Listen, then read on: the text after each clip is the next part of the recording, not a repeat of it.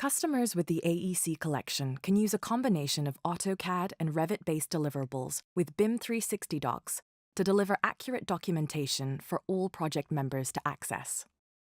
In this workflow example, a designer has an existing library of AutoCAD details that they'd like to leverage on a project that requires Revit. Rather than recreating this extensive library of details from scratch, the designer simply inserts them into the Revit project. All new details can be created directly in Revit, using its extensive library of detail components. During the creation process in Revit, accurate placement of the detail components is done with various snapping tools that provide real-time feedback on dimensions.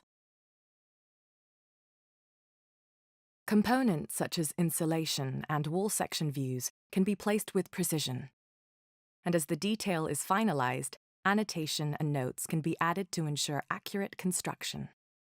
The new details can be placed on the same sheet that contains the AutoCAD details.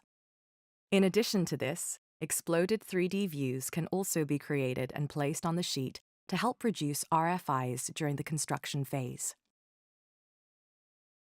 As the final Revit model is published to BIM 360 docs, sheets and views are automatically extracted for the project team to review, annotate, and mark up.